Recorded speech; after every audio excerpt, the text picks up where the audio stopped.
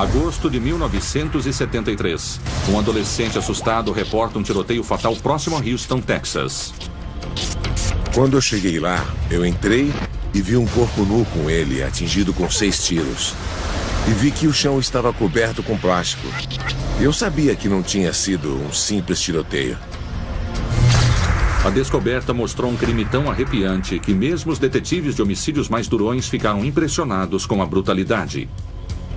Todo mundo estava amedrontado e chocado. Não havia precedentes. Aquele foi o crime do século. Junto com a polícia, existem aqueles que registram a investigação de perto, em vídeo, em notas e em fitas. Eles são as primeiras testemunhas do público. Através de suas lentes, eles capturam nossos capítulos mais sombrios do crime.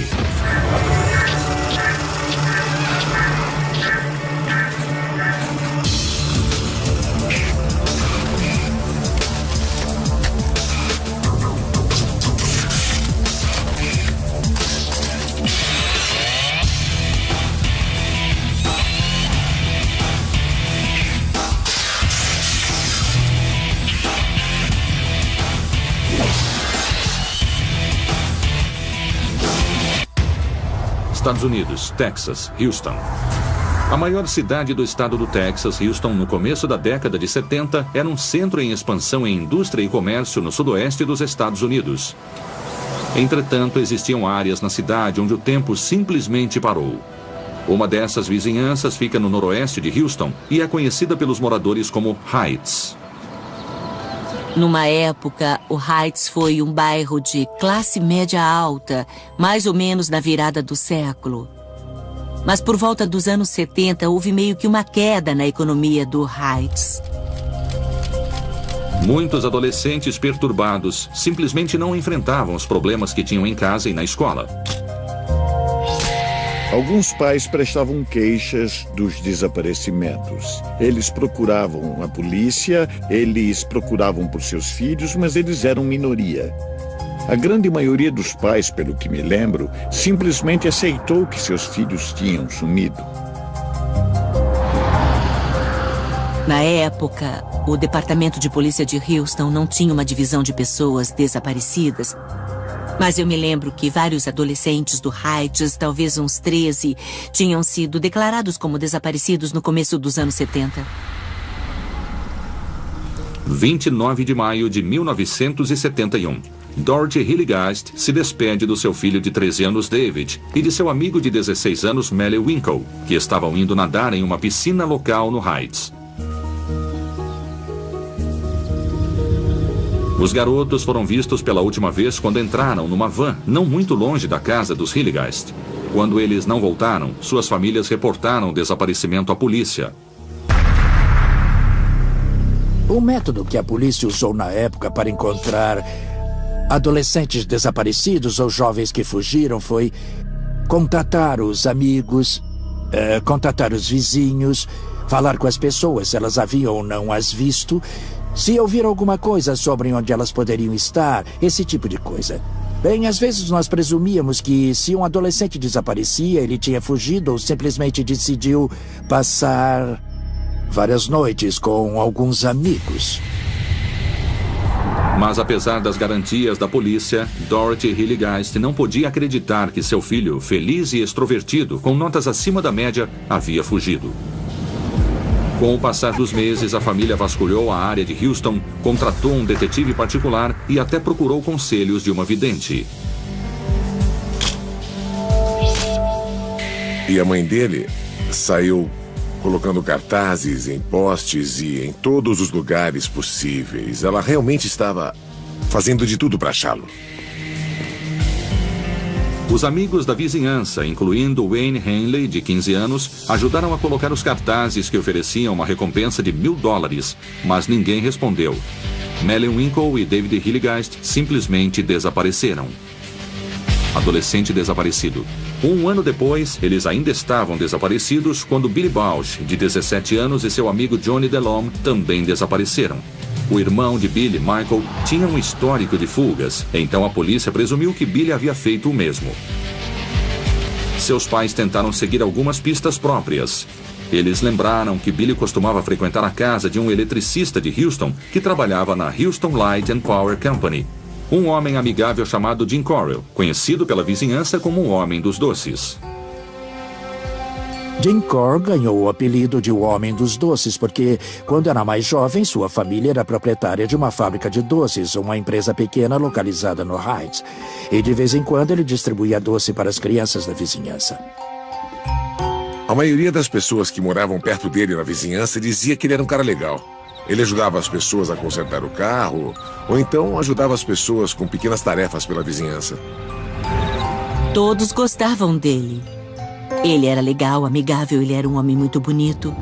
E ele era amigo das crianças do quarteirão que ficava ao lado da escola de ensino fundamental e da escola de ensino médio. Às vezes, ele levava as crianças para passear de van. Ninguém tinha nada de ruim para falar dele. Sabendo que Billy uma vez vendeu doces para a empresa Corn, sua família procurou Jim para pedirem ajuda. Infelizmente, o eletricista não via Billy já havia algum tempo, mas ele prometeu ligar assim que o visse. A família Bausch ainda estava procurando por Billy em 1972, quando seu filho de 15 anos, Michael, também desapareceu.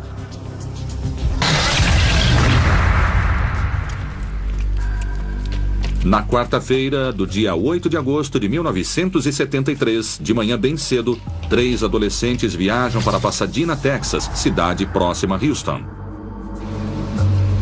2 dos adolescentes, Wayne Hanley, de 17 anos, e Rhonda Williams, de 15 anos, estavam saindo juntos desde o estranho desaparecimento do namorado de Rhonda, Frank Aguirre, há mais de um ano antes. Desde então, mais de uma dúzia de adolescentes desapareceram na região de Houston, inclusive 3 nas 2 últimas semanas. Entretanto, nenhuma ligação ainda foi feita. Hoje à noite, Rhonda Williams, Wayne Hanley e seu amigo Tim Curley só têm uma coisa em mente. Eles vieram a Pasadena para se divertir. Rhonda Williams era uma garota que estava saindo já havia algum tempo com Hanley.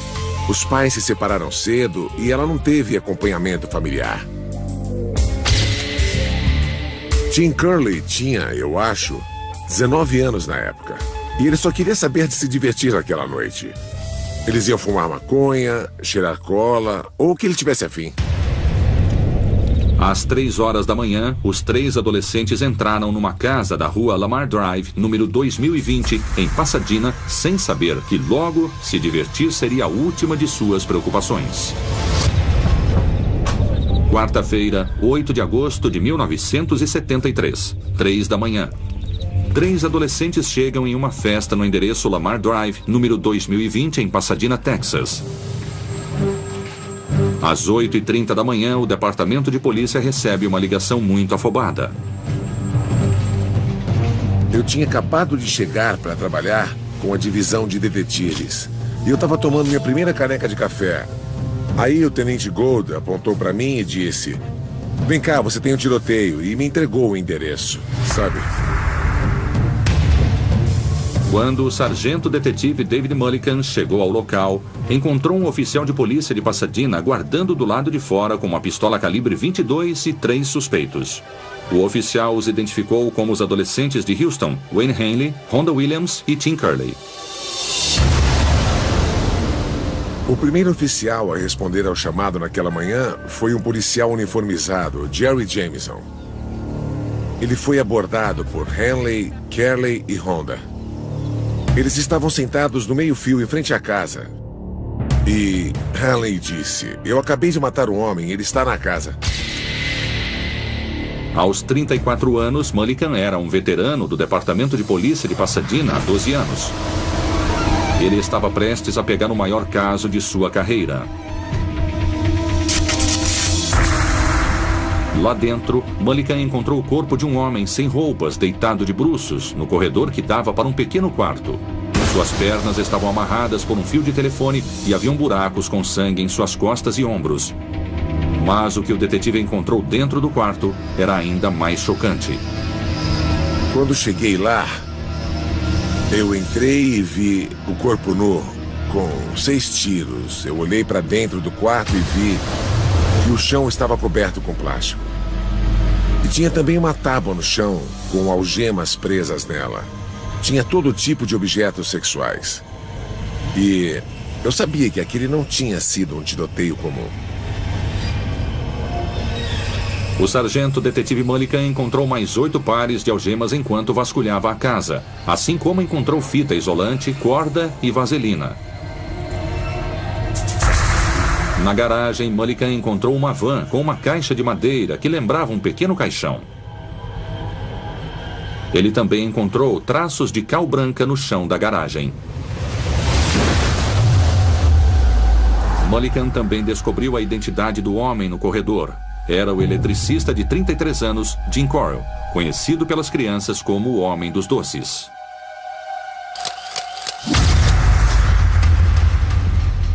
Na delegacia de polícia, os 3 adolescentes são interrogados e todos os 3 contaram essencialmente a mesma história.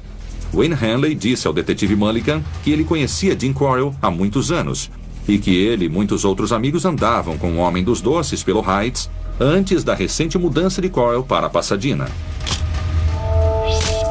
Wayne Hanley era um garoto de 17 anos com um conhecimento brilhante das ruas. Ele largou a escola e vivia em casa com a mãe. Eu não acho que o pai esteve muito presente na adolescência dele. Cor parecia ser uma pessoa muito divertida para se ter por perto. E ele fazia festas que outros adolescentes frequentavam. Então acho que os jovens gostavam de estar com ele porque ele era um homem mais velho e que provia bastante diversão para eles. Entretanto, nessa noite em particular, Jim Correll ficou chateado porque Wayne Hanley apareceu com uma garota. Mas Hanley conseguiu contornar a situação e a festa logo continuou. Hanley, Kelly e a garota ficaram na festa a noite toda, fazendo o que eles chamavam de inalar ou cheirar cola e tinta, ou qualquer coisa que eles tivessem à mão. E aí eles desmaiaram. E quando acordaram, viram que Cole tinha algemado eles. Os garotos estavam algemados pelas mãos e pés, e Honda e Tim estavam amordaçados. Com uma faca e uma arma, Jim Correll disse que iria matar todos eles, mas só depois que se divertisse. Helen sabia que estava com problemas, que Cole estava indo estuprá-lo. Então ele falou com Cole e o convenceu a tirar as algemas para que ele pudesse ajudá-lo a estuprar os outros. Então eles amarraram Carrie de um lado do que parecia ser uma tábua e amarraram a garota do outro lado. E ele disse ao Hanley: "Você faz sexo com a garota enquanto eu faço sexo com o garoto."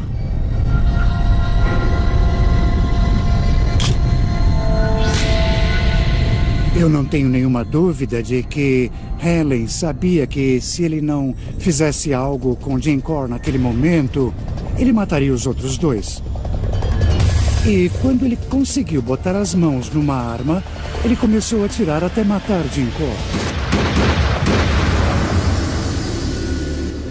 Já que os depoimentos de Honda e Curley sobre os eventos da noite condiziam com o de Hanley, o tiroteio pareceu ser um simples caso de autodefesa. Mas haviam informações prestes a surgir, e elas fariam a polícia pensar se a descoberta do corpo de Jim Correll não era apenas o começo da história. 8 de agosto de 1973. Na cidade de Pasadena, Texas, detetives de homicídio investigam o assassinato de Jim Correll, de 33 anos, um eletricista da Houston Light and Power Company. O atirador é Wayne Hanley, de 17 anos, que matou Correll para salvar a si mesmo e 2 amigos de serem brutalmente estuprados e assassinados. Filho de pais que se casaram e se divorciaram 2 vezes, Jim Correll passou a maior parte da sua vida adulta ajudando sua mãe em seus negócios, fazendo doces à noite e ganhando um salário regular como eletricista durante o dia.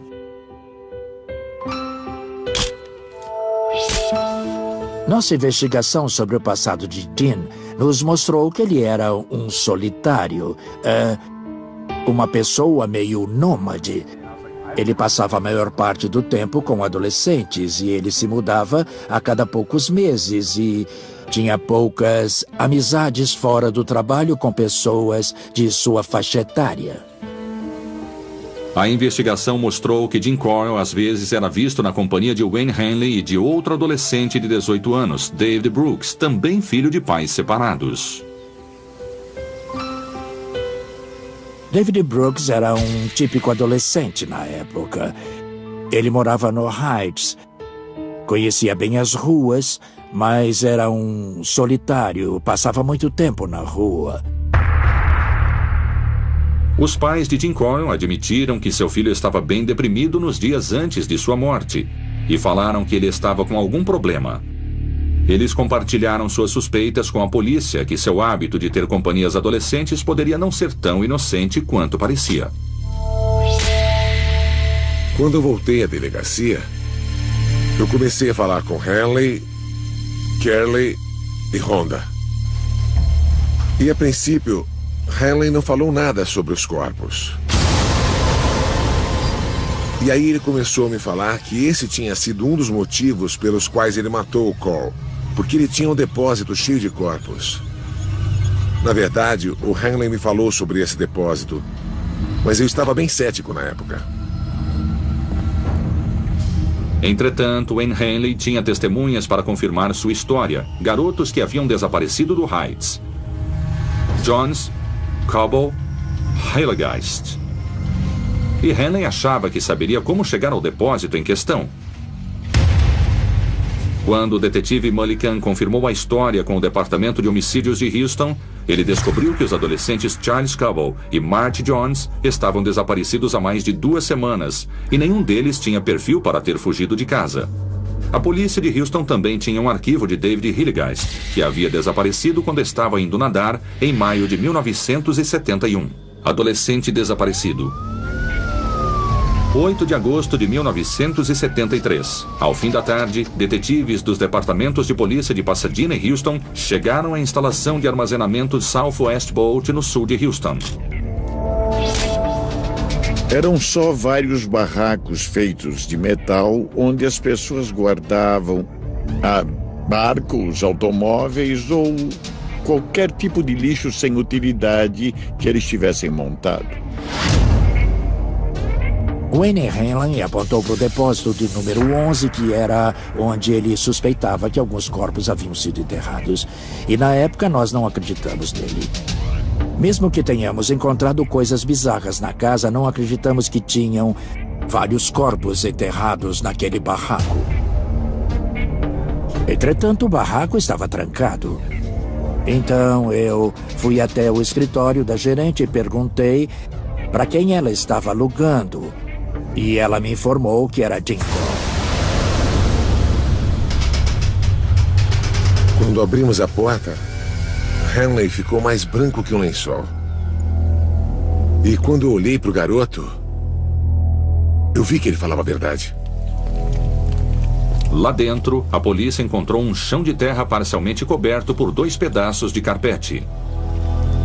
Tinha um monte de lixo, de pás e tinha um carro velho desmontado. E tinha bicicletas, sapatos, jaquetas e também alguns sacos de cal. E tinha também vários lugares no chão que pareciam ter sido cavados. Os detetives trouxeram pás e presos da prisão local para ajudar na escavação. Pouco tempo depois de começarem, eles encontraram uma camada de pó branco que eles identificaram como cal. Minutos depois, as pás bateram em alguma coisa enterrada a 15 centímetros abaixo da superfície. Era um corpo enrolado em plástico transparente, o mesmo plástico encontrado no quarto de Jim Coyle. Começamos a raspar a sujeira de uma forma mais cuidadosa, para que pudéssemos preservar os corpos. Não queríamos cortes e marcas das pás acertando os corpos. Era o corpo nu de um garoto, com uma corda grossa amarrada bem firme em volta do pescoço. Os rumores que o adolescente Wayne Hanley havia reportado para a polícia eram verdadeiros. Os detetives de homicídios chamaram imediatamente um médico legista e investigadores peritos para o local. E eles continuaram cavando. A dona da instalação de armazenamento disse à polícia que Jim Coyle já alugava aquele depósito havia quase 2 anos. Ela descreveu Korn como um homem gentil que visitava o depósito 2 ou 3 vezes por semana e que recentemente havia perguntado se poderia alugar outro. Notícias a respeito da descoberta logo chegaram à mídia local. Tinha gente da TV e dos jornais por todo o local. Na verdade, eu perguntei para um dos caras da TV se eu poderia usar o telefone do carro deles para que o Hanley avisasse sua mãe. E essa foi uma das cenas famosas que passaram no jornal. Foi quando o Hanley ligou para a mãe dele na televisão. Mãe, é o Wayne. Mãe, eu matei o Dinho. A polícia logo encontrou um segundo corpo, mais decomposto do que o primeiro, mas definitivamente de uma pessoa jovem. Era um dia quente e aquele cheiro podia te derrubar.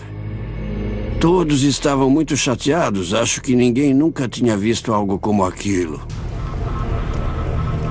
Uma entrevista com o adolescente Wayne Hanley foi ao ar às 10 horas da manhã, alertando as comunidades de Houston sobre a terrível descoberta.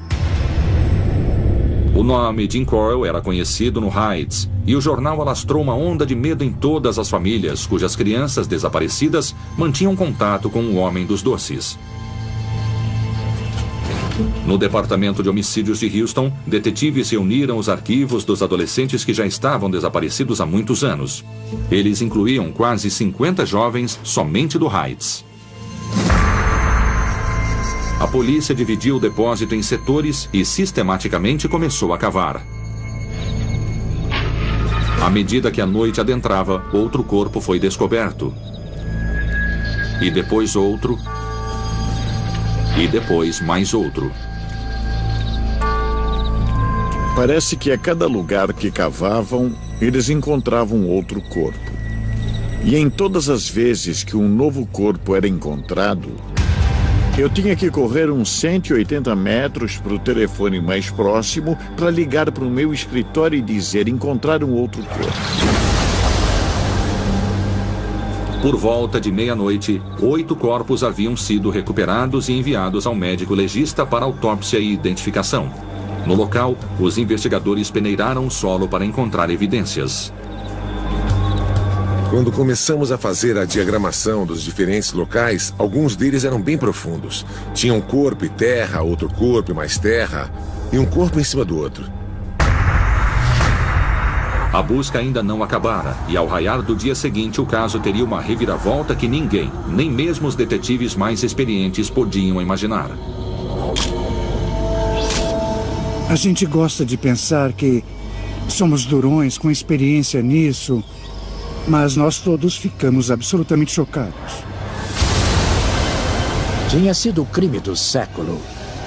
As pessoas simplesmente não podiam acreditar que outros seres humanos eram capazes de fazer o que Jim fez com esses garotos.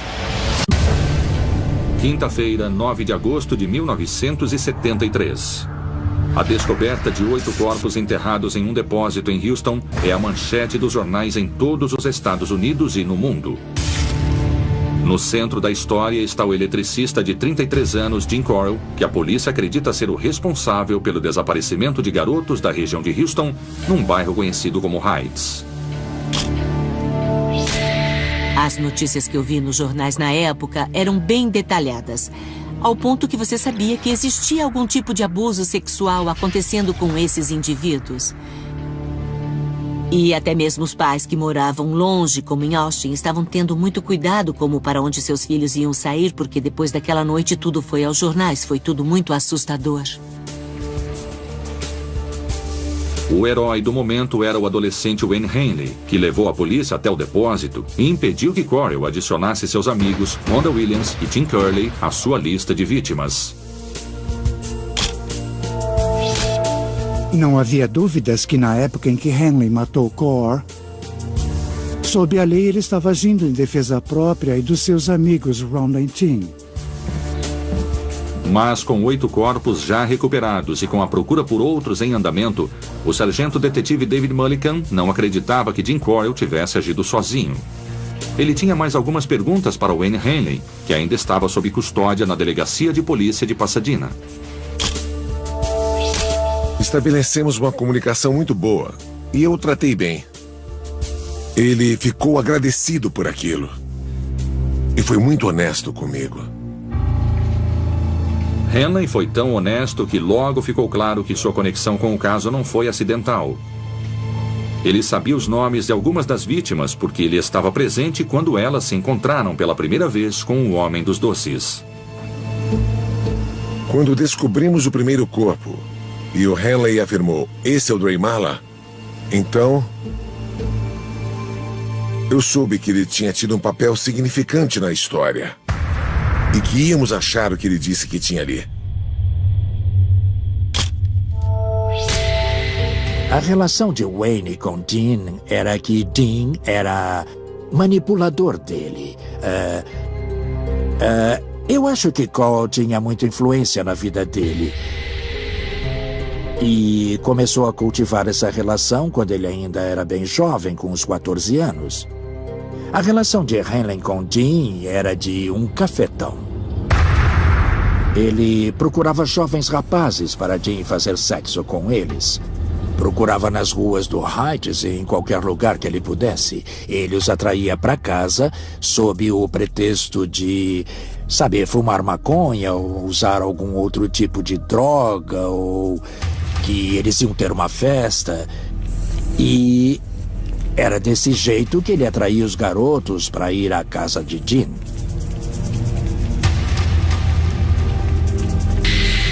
Entretanto, Hanley deixou claro que ele não tomava parte dos abusos sexuais, das torturas e assassinatos das vítimas, embora ele admita ter estado presente em algumas vezes quando aconteceram.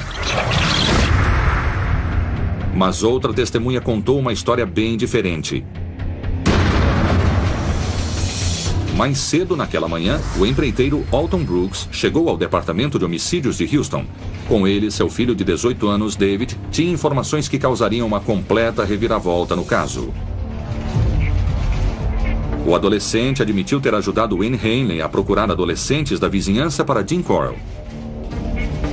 Ele assegurou à polícia que ele não teve nada a ver com os assassinatos, mas disse que o mesmo não se aplicava a Wayne Hanley. Hanley não tinha mencionado Brooks até aquele momento. E quando disse isso a ele, ele falou, ótimo, porque agora eu posso te contar a história toda. Bem, a princípio ele ficou nervoso, porque ele soube que David Brooks tinha negado qualquer envolvimento no assunto. Então nós levamos Wayne até o departamento de polícia de Houston e demos a ele a oportunidade de conversar diretamente com David Brooks para persuadi-lo a dizer a verdade. Enquanto isso, sob o atento olhar da mídia e dos morbidamente curiosos, os investigadores descobriram mais 9 corpos no depósito, totalizando agora 17 mortos. Alguns dos corpos são identificados na mesma tarde pelo médico legista.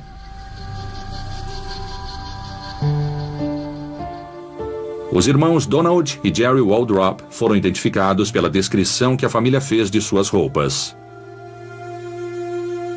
Eles tiveram que ir bem a fundo nos aspectos pessoais naquela época.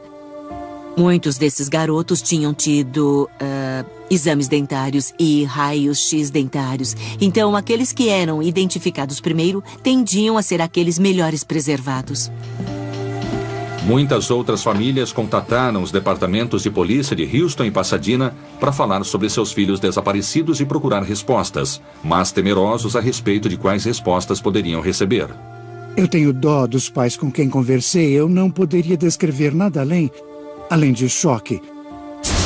saber que um dos filhos deles havia sido torturado, talvez abusado sexualmente, assassinado e enterrado com uma capa de plástico. Isso foi antes de Gacy e Chicago. Nada igual havia acontecido antes. Uma cadeia de assassinatos em série e essa quantidade de corpos. David Brooks admitiu que conhecia Jim Correll desde que tinha 14 anos e até que morou com ele em várias de suas residências no Heights. Ele também admitiu ter feito parte dos rituais sádicos do Homem dos Doces. David Brooks nunca mencionou nenhuma relação sexual entre os dois.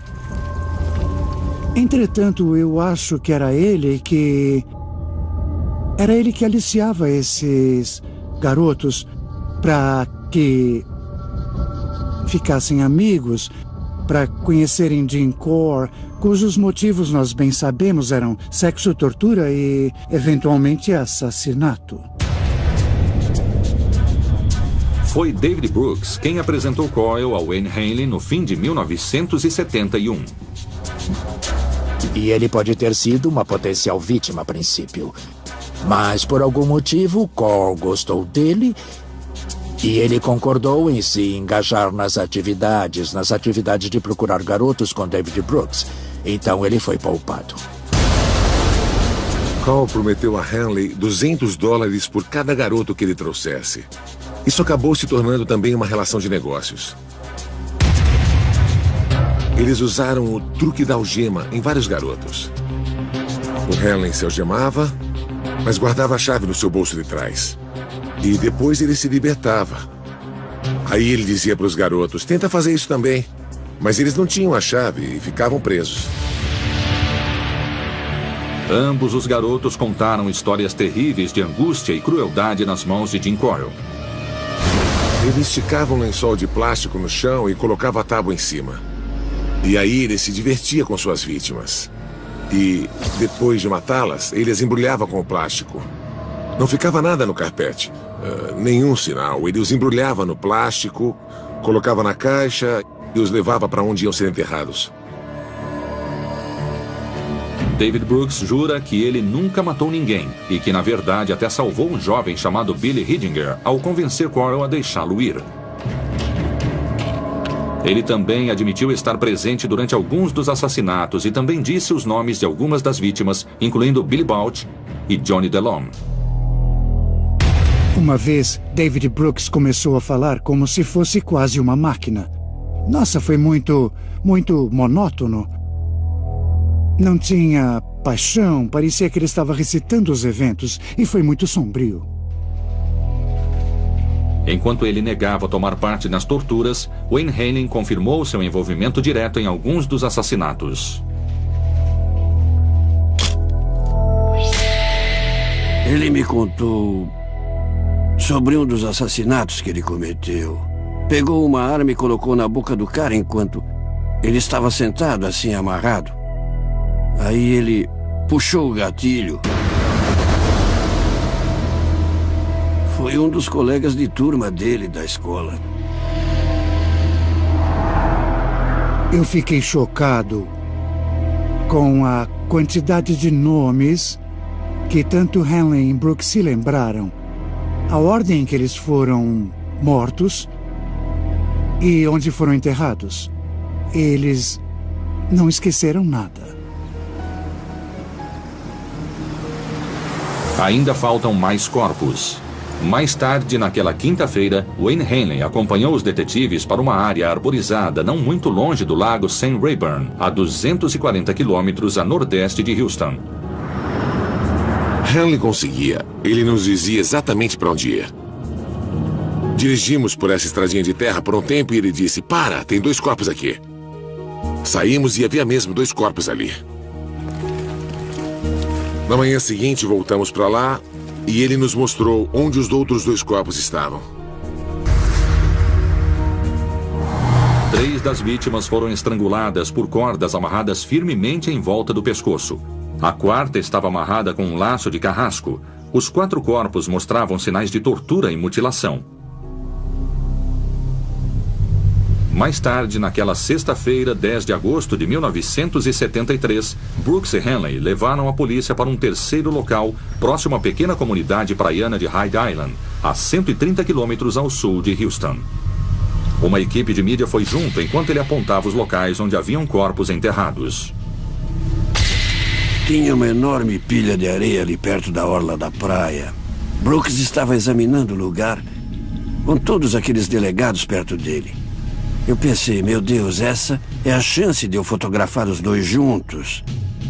Eu nunca pensei que ia conseguir isso. E eu consegui.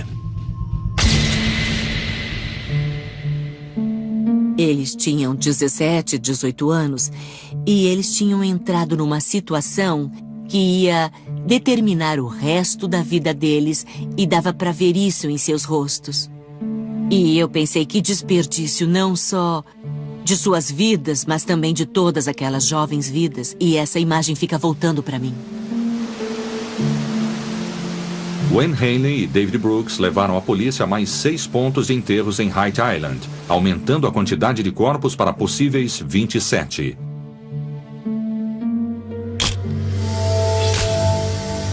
Eu não me surpreenderia se houvesse 1000 corpos. Quer dizer, a história era enorme e quem sabe por quanto tempo aquilo estava acontecendo. Essa era apenas uma pergunta que apenas um homem poderia responder. E naquela mesma sexta-feira, enquanto os corpos dos jovens garotos eram desenterrados das praias de Hyde Island, Jim Coyle, o homem dos doces, foi sepultado, levando seu profundo e escuro segredo para a cova. Segunda-feira, 13 de agosto de 1973, em Houston, Texas, um grande júri é convocado para ouvir testemunhas no caso de assassinatos que abalou a cidade, o país e o mundo. O foco estava em Wayne Hanley e David Brooks, os jovens que ajudaram a polícia a encontrar os corpos de 27 adolescentes brutalmente assassinados durante um período de 3 anos e que confessaram estarem envolvidos nos assassinatos.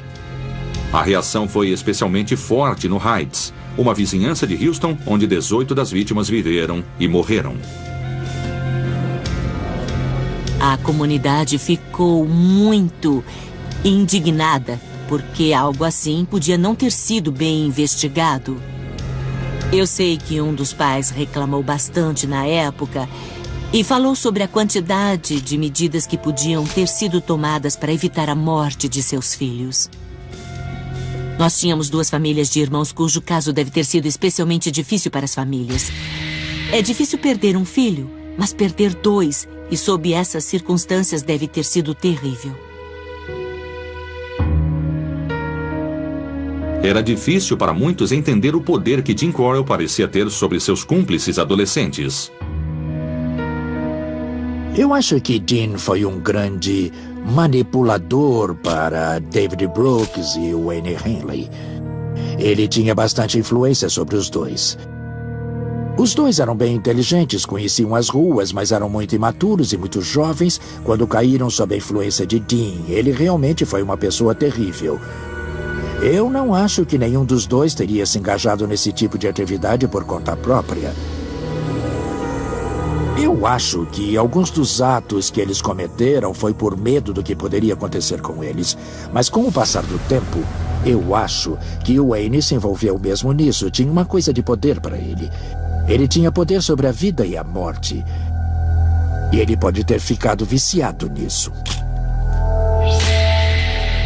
Wayne era, e eu suspeito que ainda seja, um homem muito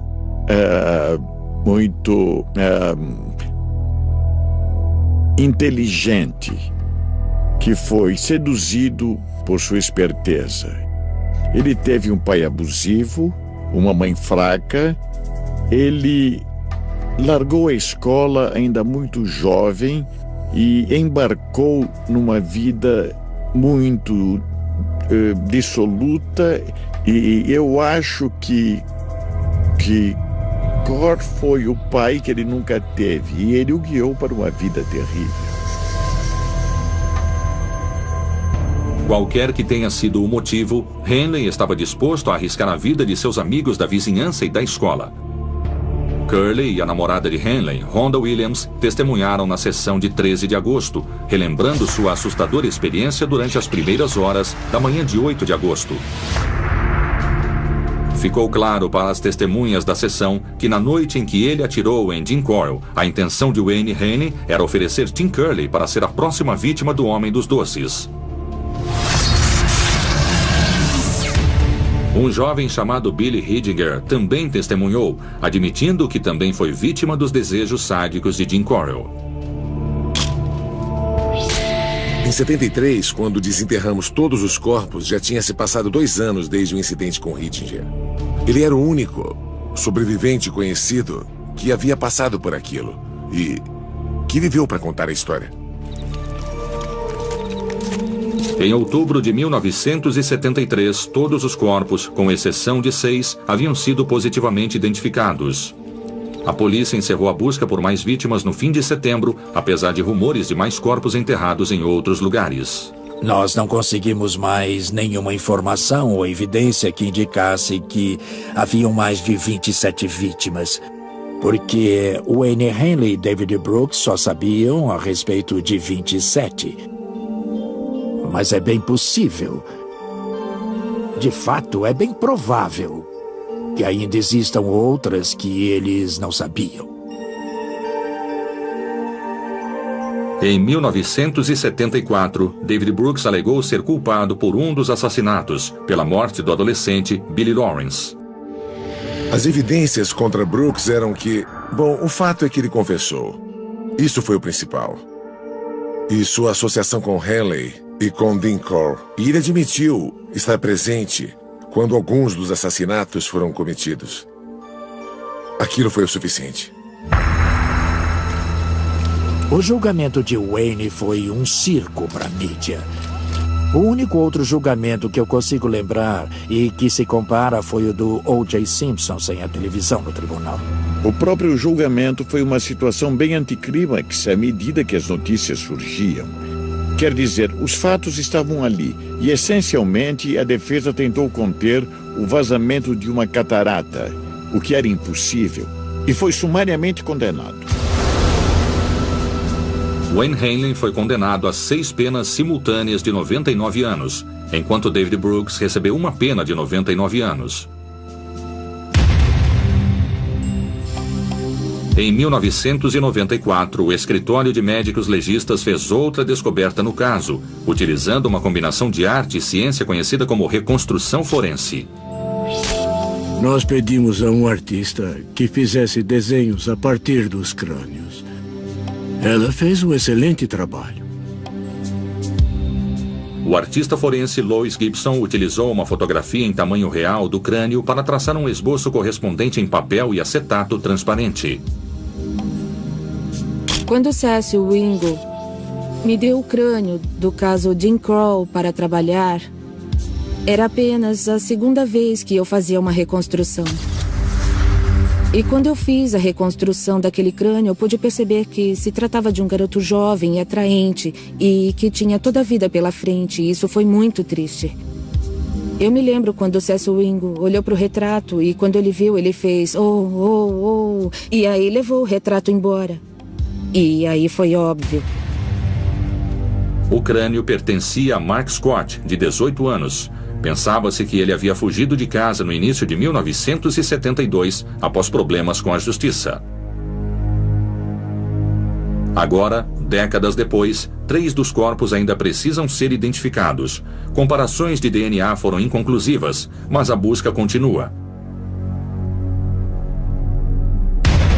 David Brooks e Wayne Hanley continuam cumprindo suas penas perpétuas na prisão federal, apesar de várias tentativas de condicional. Por um lado, ter atirado em Coyle salvou a vida de Hanley. E, por outro, foi a pior coisa que poderia acontecer. Porque se Coyle estivesse vivo, ele teria sido o grande perpetrador do mal. E Hanley teria sido visto apenas, na pior das hipóteses, como um cúmplice. E talvez não passasse o resto da vida na cadeia como irá passar. Eu não acho que exista alguma chance de Hanley conseguir sua condicional. Provavelmente, se conseguisse, ele não iria viver muito. Porque ainda existem vários pais aqui fora de luto por seus filhos. Também não acho que Brooks consiga sair um dia. Eu acho que esse caso teve um impacto definitivo nessa comunidade. As pessoas mantêm os filhos um pouco menos soltos do que mantinham no passado. Eles prestam mais atenção em onde eles estão, com quem estão, e eu também fiquei assim com os meus. Isso tirou muito de mim, emocionalmente falando. Durante aqueles dias, era muito difícil ver todos aqueles garotos assassinados daquele jeito. Brutalizados, mas ao mesmo tempo, me fez bem saber que eu ajudei a parar aquilo. Eu fico feliz que tenha acabado. É a única coisa que me consola.